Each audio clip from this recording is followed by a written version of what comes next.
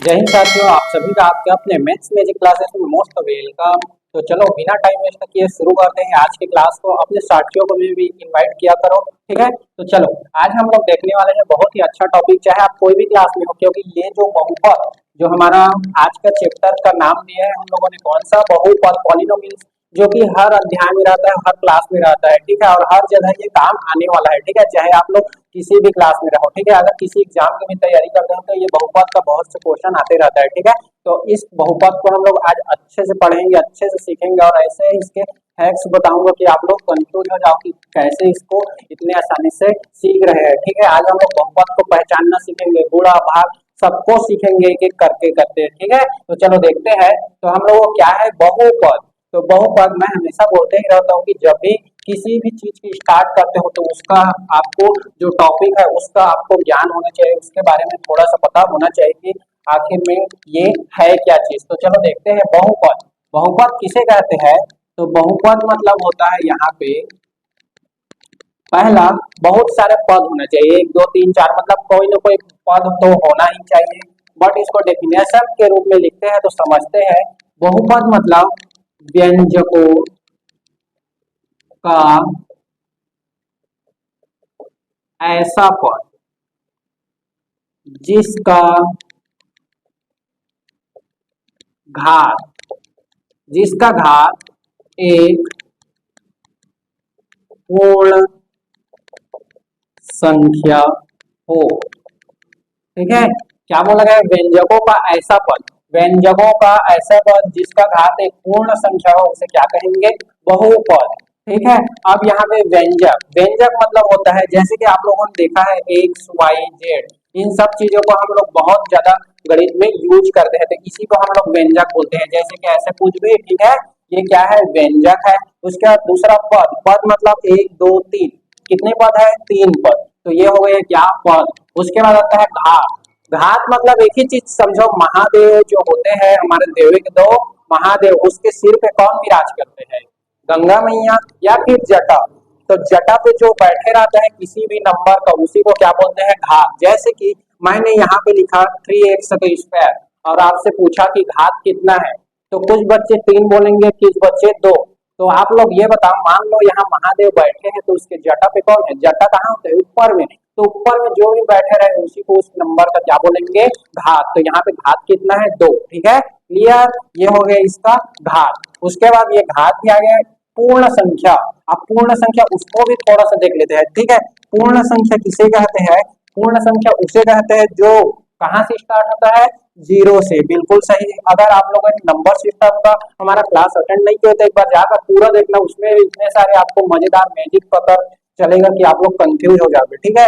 पूर्ण संख्या, पूर्ण संख्या जीरो से शुरू होकर कहाँ तक चलता है? अनंत तक, ठीक है, अनंत तक। ध्यान रखना ये जीरो से लेकर हमेशा सदैव धनात्मक वाले में रहता है, ठीक है, धनात्मक वाले में ही क्या रहता है, तो इसको क्या बोलेंगे? पूर्ण संख्या। अब हम लोग इसका समझते हैं, व्यंजकों का ऐसा पद जिसका घात क्या होना चाहिए? एक पूर्ण संख्या होना चाहिए। मतलब घात क्या होना चाहिए? जीरो दो तीन चार एक तीन, मतलब धनात्मक वाले ही होना चाहिए, उसे हम लोग क्या बोलेंगे? बहुपद बोलेंगे। तो यहाँ पे आप कुछ उदाहरण लेकर समझते हैं, जैसे कि इसको नोट भी कर सकते हो। जैसे एग्जाम्पल के लिए समझते हैं कि कौन सा उदाहरण है और कौन सा नहीं है। मान लो आपको कहीं पे लिखा है 3x का स्क्वायर माइनस 2x प्लस 2, क्या ये बहुपद है या नहीं? तो परिभाषा में देखो क्या कहे? घात एक पूर्ण संख्या होना चाहिए। घात इसका पूर्ण संख्या है, इसका भी घात कुछ नहीं तो एक, तो पूर्ण संख्या है, तो ये क्या है? बहुपद है। उसके बाद एक और लेकर देखते हैं, जैसे कि मान लो x का एक्स की घात 5 माइनस 3x बहुपद है या नहीं है? क्योंकि इसका भी क्या है? पूर्ण संख्या है, तो ये भी क्या है? उसके बाद कहीं पे आ गया, मान लो एक्स की घात 2, क्या ये बहुपद है? तो ये भी बहुपद है। क्यों है? क्योंकि इसका भी घात क्या है? पूर्ण संख्या, ठीक है। उसके बाद आगे देखते हैं, समझते हैं इसी को।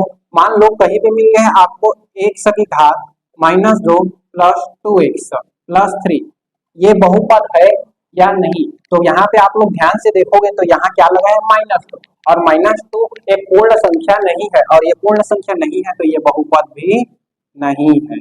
क्लियर रीजन, जिसका घात पूर्ण है वही है, बाकी सब नहीं है, बाकी कुछ भी मिले ठीक है, जैसे मान लो कहीं पे मिल गया √x + 2, अब ये बहुपद है या नहीं, तो बहुपद है या नहीं ये देखो, यहाँ पे आपको रूट का वैल्यू पता होना चाहिए, तब तो इसको, या फिर हम लोग क्या बोलेंगे, यहाँ पे एक है तो एक तो पूर्ण संख्या है, तो यहाँ पे ये क्वेश्चन हमारा ऐसा हो जाएगा, रूट का वैल्यू 1/2 होता है घात के रूप में, घात के रूप में कितना 1/2, और क्या 1/2 एक पूर्ण संख्या है, नहीं है, तो ये क्या है हमारा, ये क्या है, नहीं है, क्या नहीं है, बहुपद नहीं है, ठीक है। उसके बाद में कहीं पे आपको मिलता है, मान लो 1/x² प्लस 3x - 2 या कुछ भी, ठीक है, तो क्या ये बहुपद है या नहीं, तो आप लोग ध्यान से देखोगे तो एक चीज जानते हुए होगे, नहीं जानते तो समझते हैं, जब इस x को ऊपर ले जाएंगे तो ये क्या बन जाएगा, x⁻² प्लस 3x - 2, तो यहाँ पे इसका घात तो पूर्ण संख्या है, बट इसका घात एक पूर्ण संख्या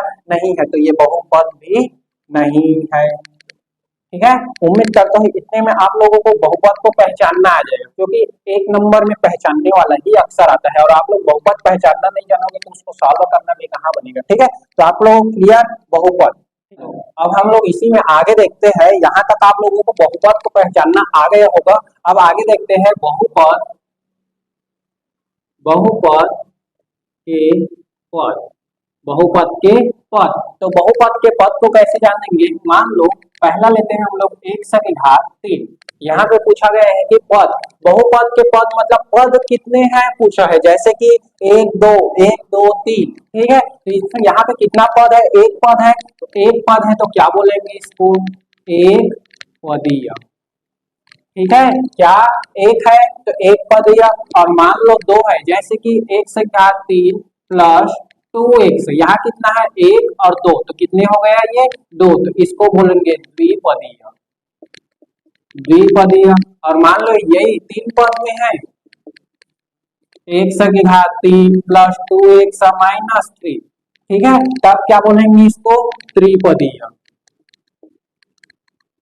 ये हो गया क्या, बहुपद के पद। अब ध्यान देना, इसी में एक और नया चीज आने वाला है, बहुपद के, बहुपद के घात, बहुपद के घात, तो बहुपद के घात अलग है और बहुपद के पद अलग है, इसमें किसको पूछा गया है, पद को, किसमें कितना पद है, इसमें क्या पूछेगा, घात को पूछेगा, जैसे कि पहला लेकर चलते हैं, मान लो 1/3, तो यहाँ पे क्या है, कितने घातीय है, तो इसको बोलते हैं हम लोग जिसमें, ध्यान देना, जिसमें जैसे कि 1 + 2, क्या ये बहुपद है, और इसमें घात कितना है, एक, घात एक है तो इसको बोलेंगे क्या, रैखिक, रैखिक या रैखीय, रैखीय बहुपद या रैखीय घात बहुपद, ठीक है, इसी को बोलते हैं रैखिक या रैखीय बहुपद, जिसमें एक रहेगा उसको रैखीय, यहाँ पे एक घातीय नहीं बोलना है, क्या बोलना है, रैखीय बोलना है, ठीक है, और मान लो दो है, 1/2 प्लस 2x या कुछ भी, ठीक है, तो यहाँ पे सबसे बड़ा घात कितना है, दो है, तो यहाँ पे क्या बोलेंगे, द्विघातीय,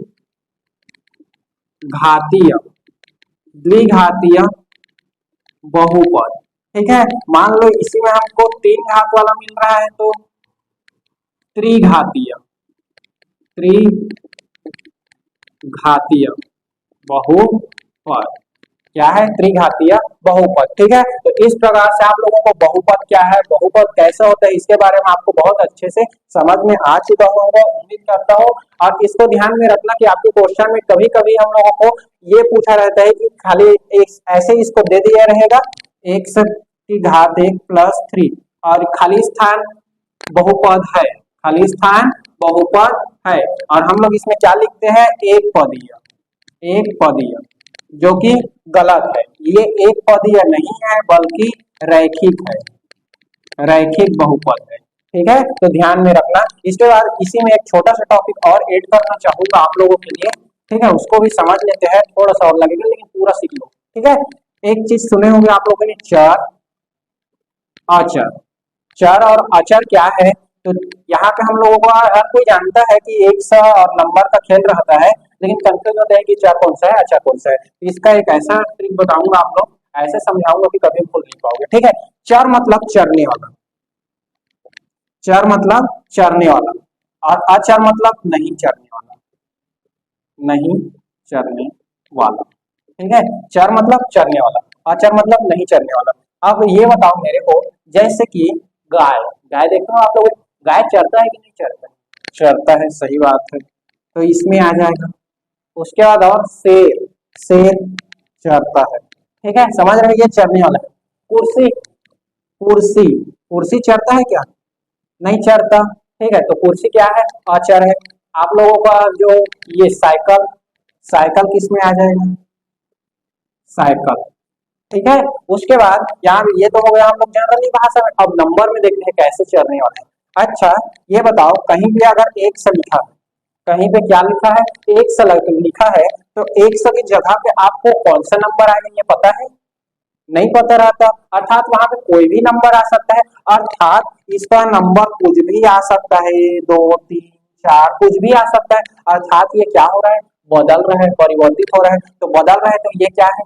चर है। और मान लो कहीं पे लिख दिया है 3, कहीं पे लिख दिया है 3, तो क्या इस 3 को हम लोग बदलेंगे? नहीं बदलेंगे, क्योंकि 3 तो 3 ही रहेगा। तो ये क्या हुए? अचर। अर्थात जो नहीं बदल सकता, नहीं चर सकता, वो अचर। जो बदल सकता है, जो चर सकता है, वो क्या है? चर। ठीक है, मान लो कहीं पे y, ये भी क्या है? चरने वाला है। और इधर नंबर में जितने भी नंबर आएंगे वो सब क्या रहेगा? अचर, कांस्टेंट। और ये वाला हम लोगों को क्या आ जाएगा? चर। ठीक है, तो इस प्रकार से आपको चर और अचर भी क्लियर है। ठीक है, आज की क्लास को हम लोग यहीं पे समाप्त करते हैं और मिलेंगे नेक्स्ट क्लास में। नेक्स्ट क्लास में हम लोग सीखेंगे बहुपद का जोड़ना और घटाना। ठीक है, चलो मिलते हैं नेक्स्ट क्लास में, तब तक के लिए जय।